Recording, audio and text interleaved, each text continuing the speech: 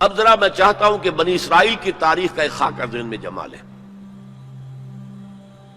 1400 قبل مسیح میں حضرت موسیٰ کو تورات ملی، تو 1400 قبل مسیح سے بنی اسرائیل ایک امت کی حیثیت سے ان کی تاریخ شروع ہوئی۔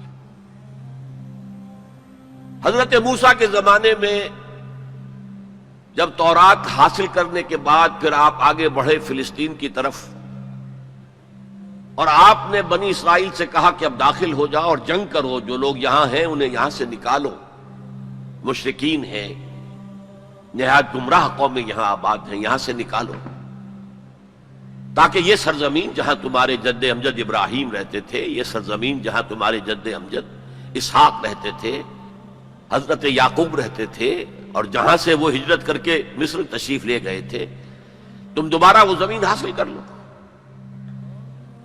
لیکن انہوں نے جنگ سے صاف انکار کر دیا۔ فَاذْهَبْ أَنْتَ وَرَبُّكَ فَقَاتِلَا إِنَّا هَاهُنَا قَاعِدُونَ، اے موسیٰ جاؤ، تم جاؤ، تمہارا رب جائے، تم جا کے جنگ کرو، وہ تو بڑے قوی الجثہ لوگ ہیں، بڑے خوخار لوگ ہیں، ہم ان سے جنگ کرنے کی پوزیشن میں نہیں ہیں، ہم تو یہاں بیٹھے ہیں۔ حضرت موسیٰ پر اس قدر شدید بیزاری طاری ہوئی، آپ نے اللہ کی جناب میں دعا کی، رب انی لا املک الا نفسی و اخی، پروردگار مجھے تو اختیار ہے تو اپنی جان پر اور اپنے بھائی ہارون کی جان پر۔ اور یہ پوری قوم انکار کیے بیٹھی ہے۔ 6 لاکھ میں سے صرف 2 افراد نکلے تھے، یوشع ابن نون جو بعد میں جانشین ہوئے حضرت موسیٰ کے اور نبی تھے، جوشوا کہتے ہیں بائبل میں انہیں، اور کالب بن یفنہ، یہ دو رسول، 2 ان کے یہ امتی، 4 آدمی، ظاہر بات ہے کہ وہ کیسے جنگ کرتے۔ تو حضرت موسیٰ کی دعا تھی کہ رب انی لا املک نفسی الا نفسی واخی فافرق بیننا و بین القوم الفاسقین، تو اے اللہ اب ہمارے اور ان فاسقوں کے درمیان علیحدگی کر دے، میں اب ان کے ساتھ نہیں رہنا چاہتا، ان ناہنجاروں کے ساتھ نہیں رہنا چاہتا۔ اللہ نے فرمایا نہیں موسیٰ، رہنا تو ہوگا تمہیں انہی کے ساتھ، البتہ انہیں ہم یہ سزا دے رہے ہیں کہ 40 برس تک یہ ارض مقدس اب ان پر حرام ہو گئی، اسی صحرائے سینا میں بھٹکتے پھریں گے، یتیہون فی الارض، اسی سے اس سینا کے صحرا کو صحرائے تیہ کہا جاتا ہے، یتیہون فی الارض۔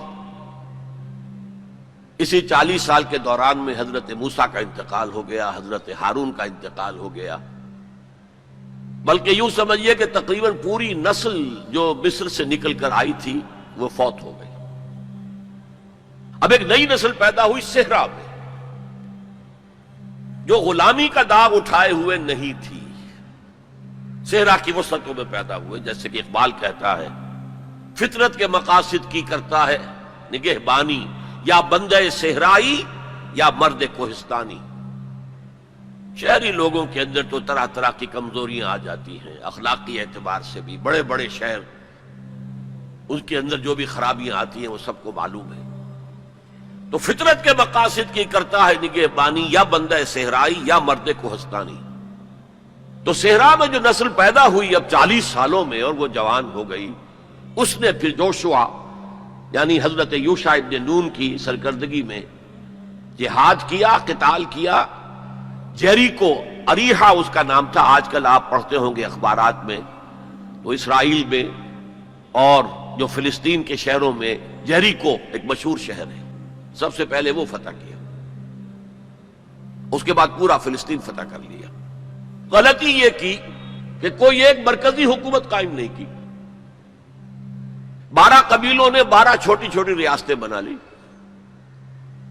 اب 12 ریاستیں ہوں گی تو آپس میں کھٹ پٹ بھی ہوگی، اختلافات بھی ہوں گے۔ جیسے ہمارے دور زوال میں ہندوستان میں جب مغلیہ سلطنت کا جو کنٹرول تھا وہ ڈھیلا پڑ گیا، تو اب ہر جگہ پر راجے ہیں، مہاراجے ہیں، نواب ہیں، لوکل لوگ کھڑے ہو گئے، اور ان پر کوئی کنٹرول اب مرکز کا نہیں رہا۔ پھر وہ آپس میں لڑتے بھی تھے، یہ آپس میں لڑتے بھی تھے، اور جو قریب کے مشرک قبائل تھے ان سے ایک دوسرے کے خلاف مدد بھی لیتے تھے، ان سے شادیاں بھی کی، ان سے خلا ملا بھی رکھا، مشرکانہ اوہام بھی پیدا ہو گئے، غلط رسومات بھی انہوں نے اپنے ان مشرک ہمسایوں سے سیکھ لی۔ تو پھر ان پر ایک سزا مسلط ہوئی، اور جو آس پاس کے مشرک قبائل تھے انہوں نے انہیں فتح کر کے انہیں اپنے گھروں سے نکال دیا۔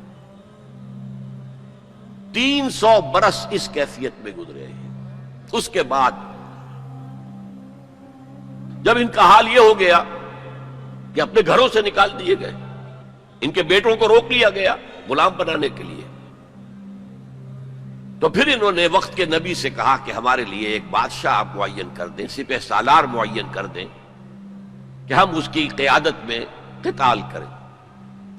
وہ واقعہ قرآن مجید میں سورہ بقرہ میں تفصیل سے ہے، میں اس کی تفصیل میں نہیں جانا چاہتا۔ بہرحال اس کے نتیجے میں حضرت طالوت، پھر حضرت داؤد، پھر حضرت سلیمان، یہ 100 برس ہیں جن میں ان کو کہنا چاہیے کہ ان کا پہلا سنہری دور، جسے میں کہہ رہا ہوں ان کی خلافت راشدہ۔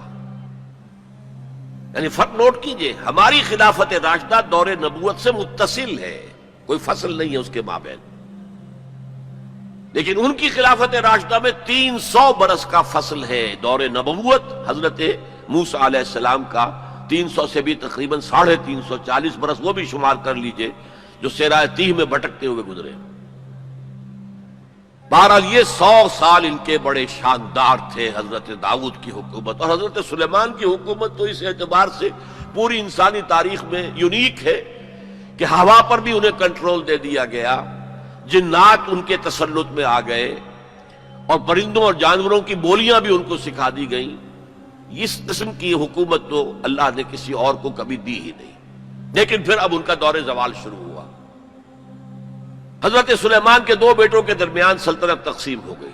شمالی اسرائیل چھوٹی تھی اور بڑی یہودا، 2 حصوں میں تقسیم ہو گئی، اور ان میں سوال آیا اخلاقی، مذہبی، اعتقادی، عملی، دنیا پرستی، دولت پرستی، مشرکانہ اوہام، غلط رسوم۔ اس کے نتیجے میں پھر اللہ کے عذاب کا پہلا کوڑا جو ہے، بڑا کوڑا، وہ پڑا، اور وہ 2 حصوں میں آیا، نوٹ کر لیجئے۔ پہلے اشوریوں نے، سیریا کے رہنے والے اشوریوں نے حملہ کیا اور شمالی سلطنت اسرائیل کو تہس نہس کر دیا، ختم کر دیا۔ یہ ہوا ہے تقریباً 700 قبل مسیح۔ خلافت راشدہ ان کی ہے 1000 قبل مسیح سے لے کے 900 قبل مسیح تک۔ تو گویا کہ اس کے 200 برس کے بعد سلطنت اسرائیل ختم۔ سلطنت یہودا رہی، لیکن اس میں بھی وہ زوال جاری رہا۔ تو تقریباً 125 سال کے بعد پھر نیبوکڈنیزر کا جو حملہ آیا ہے، king of Babylonia, the Chaldean emperor, یہ علاقہ کلدانیہ کہلاتا ہے، اور یہی تو حضرت ابراہیم کا مولد ہے، جہاں ان کی ولادت ہوئی ہے، شہر ار، وہ اسی عراق میں ہے۔ عراق کا پرانا نام جو ہے وہ بیبیلونیا ہے، بابل۔ نیبوکڈنیزر نے جو حملہ کیا ہے، 6 لاکھ یہودی اپنی جگہ پر قتل کیے، اور 6 لاکھ کو قیدی بنا کر لے گیا، بھیڑوں بکریوں کی طرح، جیسے ریوڑ ہانک کے لے جائے جاتے ہیں، لے جائے گئے۔ 6 لاکھ بیبیلونیا لے گیا، وہاں انہیں قید کے اندر رکھا۔ یہ ان کا پہلا بہت ہی بڑا جو ہے اللہ کے عذاب کا دور تھا۔ اس میں اس نے یروشلم کی اینٹ سے اینٹ بجا دی، کوئی ایک انسان وہاں زندہ باقی نہیں رہنے دیا، اور حضرت سلیمان کی بنائی ہوئی مسجد کو اس نے مسمار کر دیا، اور اس میں 2 اینٹیں بھی سلامت نہیں رہی۔ قرآن میں جو سورہ بقرہ میں ذکر ہے، او کالذی مر علی قریۃ وہی خاویۃ علی عروشہا، یہ واقعہ حضرت عزیر علیہ السلام کا۔ وہ جب آئے، انہوں نے دیکھا یہ یروشلم کا یہ حال ہو گیا ہے، تو انہوں نے وہ الفاظ کہے، انا یحیی ہذہ اللہ بعد موتہا، یہ شہر جو اس طرح مر گیا، ختم ہو گیا، ایک متنفس زندہ نہیں، 2 اینٹیں سلامت نہیں، اللہ کیسے اس شہر کو دوبارہ آباد کرے گا؟ تو اللہ نے فاماتہ اللہ 100 عام، 100 سال کے لیے موت طاری کر دی۔ وہ واقعہ آپ نے پڑھا ہوگا، میں اس میں اب تفصیل میں نہیں جا سکتا۔ بہرحال اس کے 100 برس کے بعد تقریباً اب تاریخ نے ایک اور کروٹ لی۔ یہ فلسطین کے مشرق میں عراق، عراق کے مشرق میں ایران،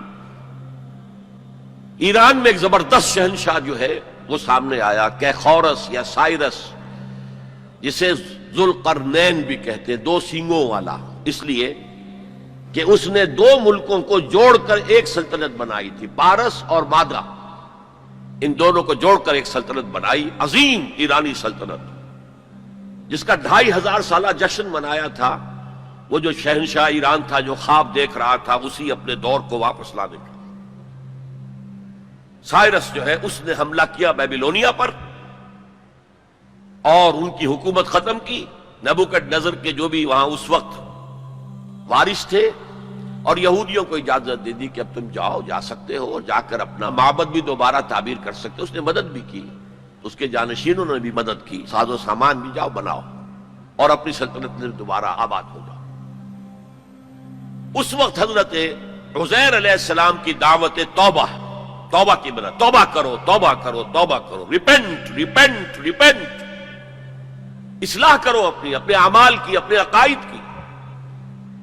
اور یہ دعوت مفید ہوئی اور ایک رینائسنس ہو گیا، احیاء ہو گیا بنی اسرائیل کے اندر، مذہبی، روحانی، اخلاقی اعتبار سے ایک احیاء ہو گیا۔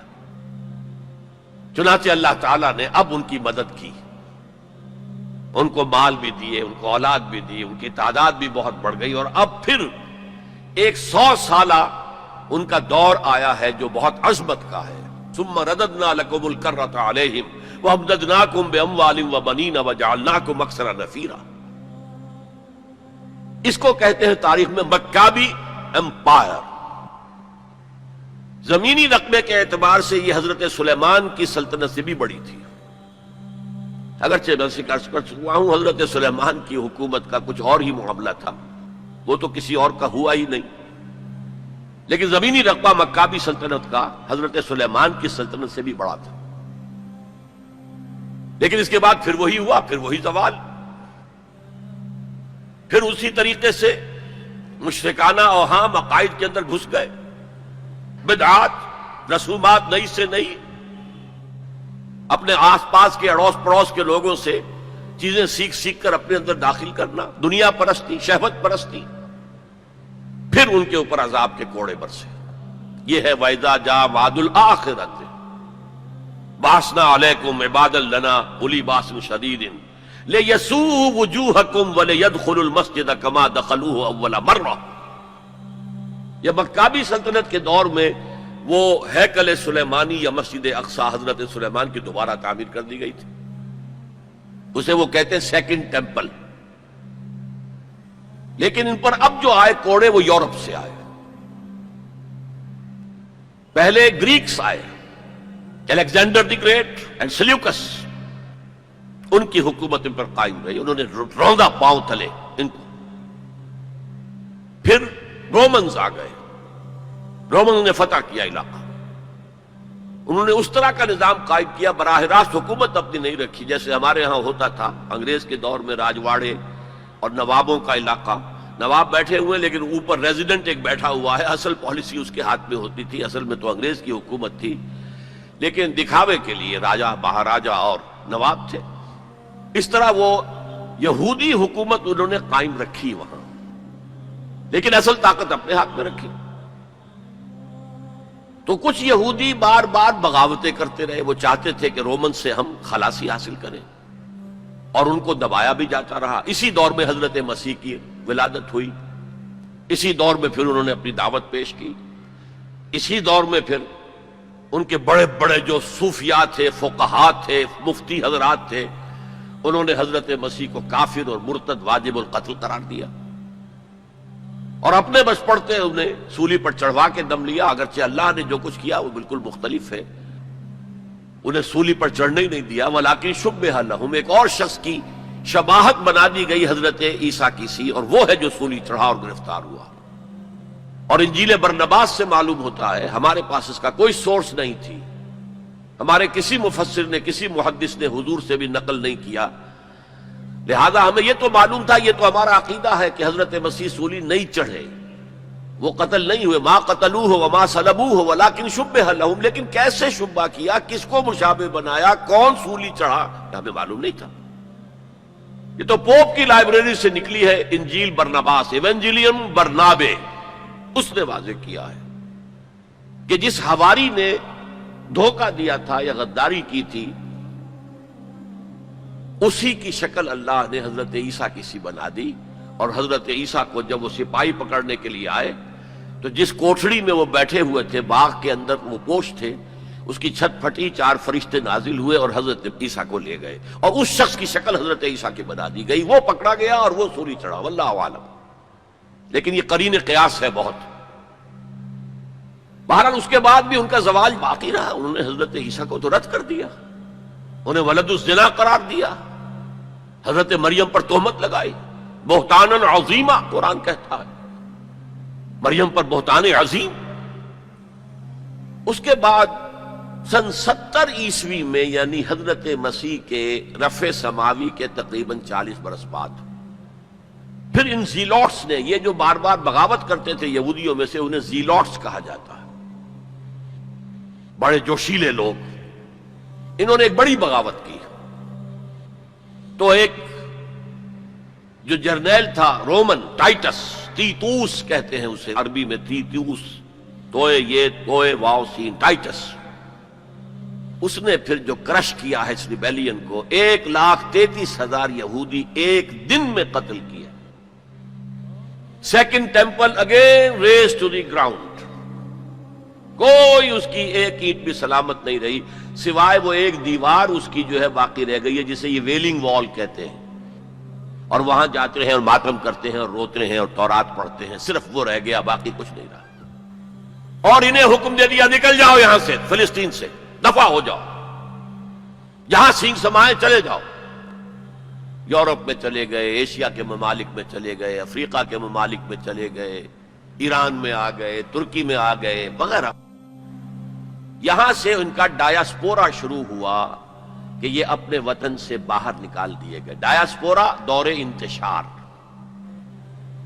یہ دور انتشار ان کا جاری رہا جاری رہا جاری رہا جاری رہا جاری رہا تقریباً 1900 برس تک یا 1850 برس تک. اس کے بعد ان کے اندر زائنسٹ موومنٹ کھڑی ہوئی جو سیکولر تھی، ان کا مذہب سے کوئی تعلق نہیں تھا، بیشتر بینکرز تھے. انہوں نے زائنزم کی تحریک کو منظم کیا. 1897 میں انہوں نے protocols of the world Zionism وہ پاس کیے، اور اس کے بعد انہوں نے لابینگ جو کی ہے برطانیہ کی حکومت سے، تو اس سے بالفور ڈکلریشن لے لیا 1917 میں، جس سے انہیں واپس آ کر فلسطین میں آباد ہونے کا حق مل گیا. اس کے بعد 1948 میں ان کی ریاست امریکہ نے قائم کرا دی، یو این او کے تھرو اسرائیل قائم ہو گئی. 1967 میں اس نے اپنی حدود بڑھا لی، اور جو 1948 میں اسرائیل قائم ہوا تھا اس میں یروشلم کو 2 حصوں میں تقسیم کیا گیا تھا. مشرقی حصہ مسلمانوں کے پاس رہے گا، فلسطینیوں کے پاس، مغربی حصہ جو ہے وہ یہودیوں کے پاس رہے گا. اور مشرقی حصے ہی میں وہ ٹیمپل ماؤنٹ ہے جہاں کبھی ہوتا تھا ان کا معبد، وہ اسے چونکہ ٹیمپل کہتے ہیں اس لیے ٹیمپل ماؤنٹ، وہ پہاڑی جس کے اوپر کے وہ ٹیمپل تھا. اور وہاں مسلمانوں کے دور میں وہاں پر مسجد اقصی بن گئی، اور وہاں پر وہ قبۃ الصخرہ، وہ چٹان جہاں سے حضور کا آسمانی سفر شروع ہوا تھا معراج کا، اس چٹان پر عبد الملک بن مروان جو بنو امیہ کا ایک بڑا خلیفہ تھا، بڑا بادشاہ تھا، اس نے یہ ڈوم بنائی جو آج آپ کو نظر آتی ہے ٹی وی کے اندر، ڈوم آف دی راک. اب جو ان کا پروگرام ہے وہ میں پھر بعد میں عرض کروں گا مستقبل کے حوالے سے، لیکن یہ نوٹ کر لیجئے کہ اسی ڈایاسپورا کے دوران، ڈایاسپورا تو شروع ہو گیا سن 70 عیسوی میں، اس کے پورے 500 برس بعد ولادت ہوئی ہے حضور کی صلی اللہ علیہ وسلم. اور اسی عرصے کے دوران سن 300 عیسوی میں ایمپرر کانسٹنٹائن نے عیسائیت قبول کر لی، اور پورا جو ہے رومن امپائر عیسائی ہو گئی. تو حضور کے زمانے میں یروشلم پر قبضہ تھا عیسائیوں کا، ہیرکلیس ہرقل اس کی حکومت تھی. اور حضرت عمر کے زمانے میں جب فتح ہوا ہے یروشلم تو عیسائیوں نے ہینڈ اوور کیا ہے. وہ بھی ایک لمبی کہانی ہے، کیوں کیا ہے، کیسے کیا ہے، اس وقت میں اس میں نہیں جانا چاہتا. بہرحال یہ خاکہ